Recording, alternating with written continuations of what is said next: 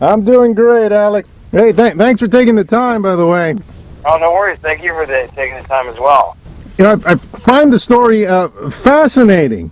You know, young Really? comic. Thank you very much. Yeah, you bet. Young comic giving up and then having to make a life choice, either a love or career. Tell me about you yourself. Came up through that scene, the Chicago improv scene. Am I correct? Yeah, I did improv at Second City and IO Improv Olympic back in Chicago. Yeah, I love improv and actually, have a team that I perform with when I go back. And we still do performances when if they're performing while I'm in town. It's great. So, was the story based on an experience that happened to you, or is this just a story that you kind of came up with that background? Well, it was kind of based on the notion of what would it be like if the girl you thought you were going to marry came back into your life. 5 years later, kind of just the heart of that kind of, I don't know, that was a lot of the driving force of the movie, the story. My parents did get divorced, and I was kind of, I moved back to Chicago after I went to college, and they were getting divorced, and so it was just kind of like it was just kind of, obviously it was hard, but there was a lot of funny stuff about it, and my mom's a drama teacher, she's hilarious, and she's, one of my biggest influences, and my father is actually a trader, and so it was always just a funny time growing up with them and my sister and my brother. We all just kind of made fun of life sometimes, just the way that sometimes things are hard, and you just kind of have to find funny things about it, finding comedy in the tragedy, finding comedy in tough times, and I grew up in Winnetka, where a lot of John Hughes shot his movies from like Home Alone, Uncle Buck, Breakfast Club, and those stories are general to people, and in general, people understand those characters, but there are a lot of specifics to growing up in the suburbs of Chicago that are ultimately just universal things that people deal with, and so I've found a lot of those things growing up, and this story is about a kid who grew up in Winnetka, and a little bit personal story, and just kind of about how he deals with it. So, improv was something I did. I love it. I still do it when I can, and I find that a lot of improvisers kind of get stuck in the improv scene and never really get out. And they love it, too. Some of them just love doing it and don't need to do anything else. It was something that, came from a series of things that, I went through and kind of created the love story and created some of the other stuff and kind of based it on some of those things, I guess, some of those themes, if you will. Right. Because you have John Hurd, fabulous actor who plays your father, Gene Smart. Did they capture the essence of your parents, or were they, on-screen parents and they were totally different? I'm curious about that. Well, they capture the essence of the characters, perfectly. John Hurd is brilliant, and so is Gene. They, just came fully prepared, and they were those characters. There's elements of the characters that are similar to my parents, definitely based on some personal, obviously personal experience and traits that my dad has and things that my mom has. The old idea of writing what you know. So yeah, there's elements that are similar, but John came to set as that character Jack and just knocked it out of the park. And I wanted Jack to be this kind of bit of a sad clown, so to speak, who had a lot of lost kind of things that he wanted to do and old passions that kind of never got lived out. And he really just did a great job. And Gene, who has kind of moved on and wants to close it all up with the divorce and stuff, and just has kind of started her new life, so to speak, you know, and she really played that very well, and that was what I wanted, and wanted Claire to be. I wanted her to be this kind of newly reinvented, kind of middle-aged woman that just was ready to kind of start again, you know. And Jean just is so cool. She's like one of the coolest people you'll ever meet, and just kind of captures that essence of someone that just is so young at heart, you know. And John is really captures kind of the essence of someone that's, you know, just the way he played that character is perfect. I was really pleased with them for this. Right. Were there ever any moments when you were with them in a scene that you felt they just captured your parents, that you felt like you were talking to your mother or father?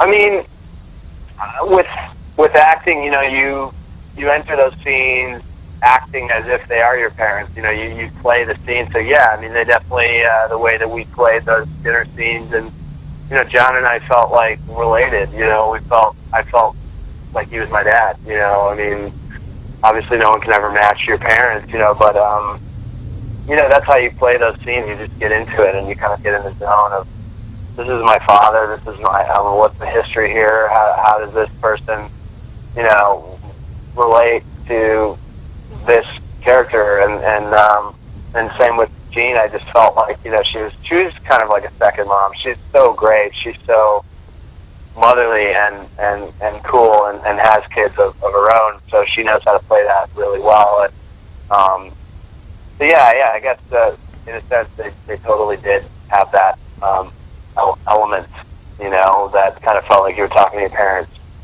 Right. And tell me about Sarah. How was the casting for that? Did you know her before the film? So Sarah, it was funny because we really scoured trying to find someone for this part, and it's such a obviously important and pivotal role in the movie, and someone that can capture beautiful, stunning, and also just like quirky and cute and relatable and down to earth. You know, that was really hard to find.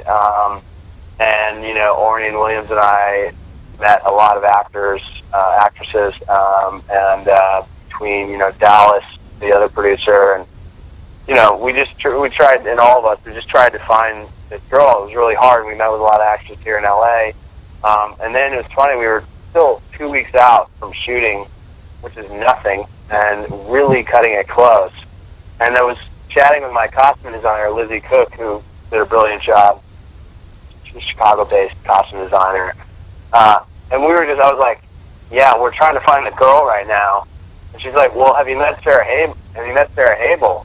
And I was like, no, because, you know, Lizzie was working on this show that Sarah was doing in Chicago called it was called Underemployed, and they were shooting downstairs from our offices in Chicago.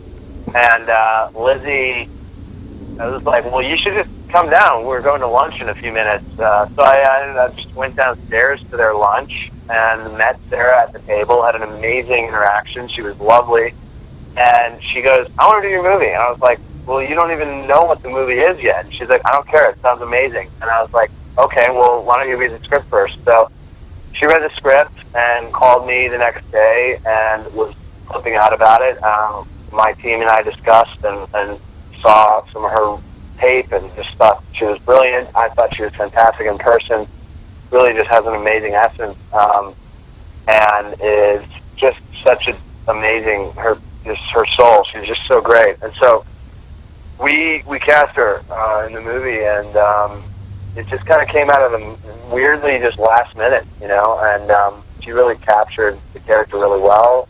She was actually she was engaged during production and is now married and now pregnant.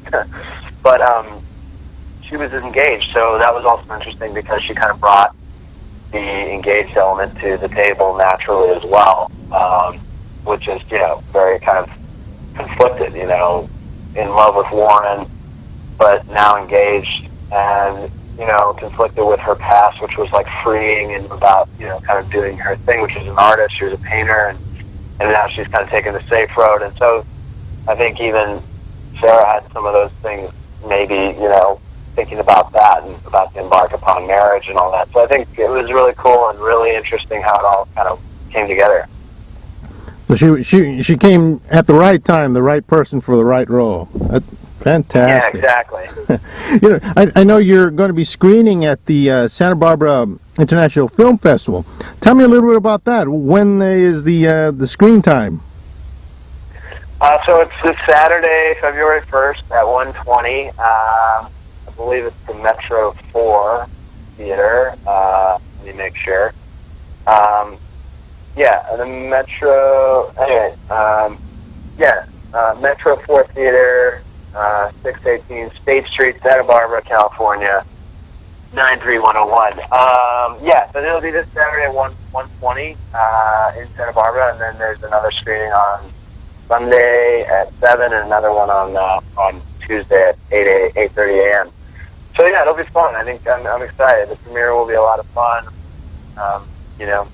Excited about that. We have a lot of friends coming up and people coming to support and flying out, and it's really just great. My mom will be there, and I'm excited. I think it'll be a really good time. It's good to finally show the movie to an audience outside of people that we tried to create. We did some test screenings with 3 groups, and it was, friends of friends, or people that we tried to be outside of our friend circle, and so it'll be cool to have people that we don't know see the movie. I've never, screened it publicly before, so it'll be interesting. So will you be sitting in the audience with everyone? I think so. I think, I don't know. I like to sit in the back, maybe. I don't know. We'll see. I probably will be there. I'm sure I'll be there for sure, obviously, but I don't know. I'll probably sit in the back or something. to get the first-hand audience reaction. Yeah, exactly. Just quietly observing. Fantastic. Just a couple more questions, Alex. So the movie at this point, is it everything you thought it would be? It's living up to your initial expectations of the characters and how you wanted the film to just be in general? Well, I mean, it's interesting with any endeavor, any creative endeavor. I mean, you have a vision for what you want it to be, and then it always takes on a whole new look and feel and a new life.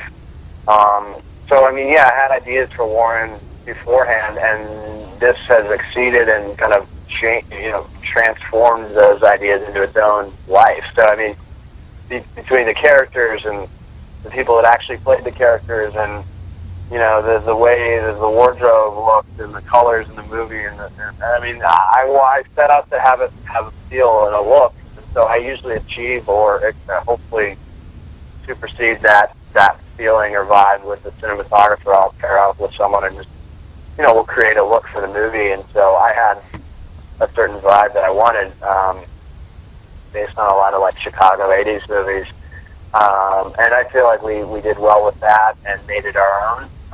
And so, I mean, the short answer is it's kind of superseded those expectations, and it's also become something totally different in a good way, So I think all my films have felt that way, where I've had an idea for them, and then you achieve that idea, and then it kind of becomes something in its own way. And I think that's what's great. I mean, about it, making movies, is that you have a paint that you'd like to use, and then the paint actually hits the page, and it looks a lot different or better. It actually looks better. I mean, that's the real truth of it, So,